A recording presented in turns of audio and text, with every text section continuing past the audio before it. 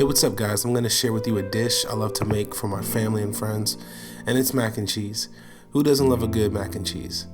I like to keep things very simple and of good quality when cooking, and this dish calls for a few ingredients. For my sauce, I like to use a 3-cheese blend of gruyère, smoked gouda, and sharp cheddar. And then for my roux, I use a half cup of flour, 6 tablespoons of salted butter, 1 cup of heavy cream, and 2 cups of milk. Now on to the shredding of the cheese. I like to shred my own, just because when you buy pre-shredded cheese, it's coated with cellulose, which is an additive used to prevent clumping within the bag. And I like to avoid that. When you shred your own cheese, it leads to a smoother, creamier sauce without eating any additives. When cooking, I try to find a way to use simple, quality ingredients that lead to a better dish. Now on to making the roux. You're going to take your half cup of flour and your 6 tablespoons of butter, and over a medium-high heat, you want to melt that butter in a deep saucepan. And as that has melted, you want to go ahead and grab your flour and get ready to slowly add it to the pan. I like to add in a little at a time, so that when I whisk, I can keep my area clean and I can fully incorporate the ingredients properly. And after about a minute, and when you see the roux fully mixed together and incorporated, you can now pour in your 2 cups of milk. And then you want to go ahead and whisk that in. You want to scrape the roux off the walls and throughout the pan to make sure that it's fully incorporated. You'll start to see the color change here. As that's done, you can go ahead and add your 1 cup of heavy cream.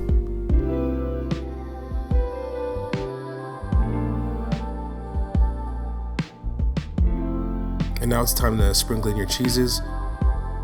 I started with the gruyère and gouda blend first. It doesn't matter which order, it's just what was next to me. So I go ahead and sprinkle in a little at a time. Again, the key here is not to make a mess, but if you do, clean as you go. And as I'm doing this, I preheated my oven to 350 degrees, so that way when I'm done with the mac and cheese, it's ready to go and I can pop it right in the oven. You want to go ahead and continue to mix in your cheeses. Now onto the sharp cheddar. I add this in, but I want to keep a little bit on the side for topping later.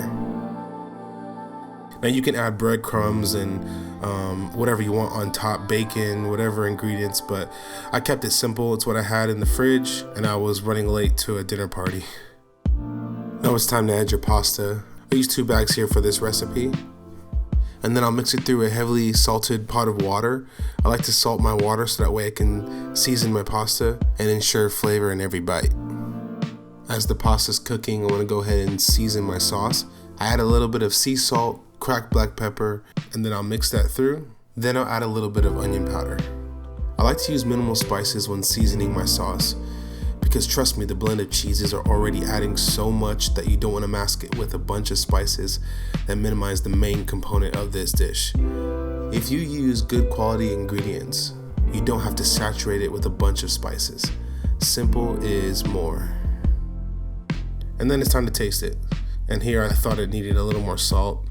Always season and taste as you go, so that way you can make sure it comes out perfect and to your liking. So now the pasta's done, so I'm going to drain it in the sink. And then what I like to do is ladle in a little bit of pasta at a time. Again, it's very clean, it's easy. The key is to have patience here. I like to keep my ratios of sauce and pasta to a good balance. And as I felt like it was a good balance, I'll go ahead and mix that in. And then if I need to add more pasta, I can. So I'll go ahead and mix that thoroughly. Sorry, this is probably a really good ASMR moment, but my kids were watching stuff pretty loud.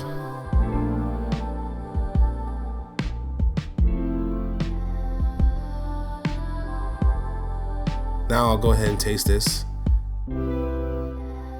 You can actually eat this as is, just like this, but I like it baked. That's how I prefer it. Now with butter, grease a baking dish. And now that it's ready, you can go ahead and add your mac and cheese. And as it's in there, I'll go ahead and spread it around to make a nice uniform layer.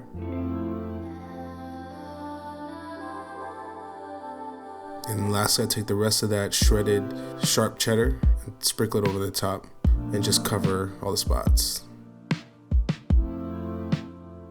And at this moment, my oven is ready to go, and it's time to pop it in the oven.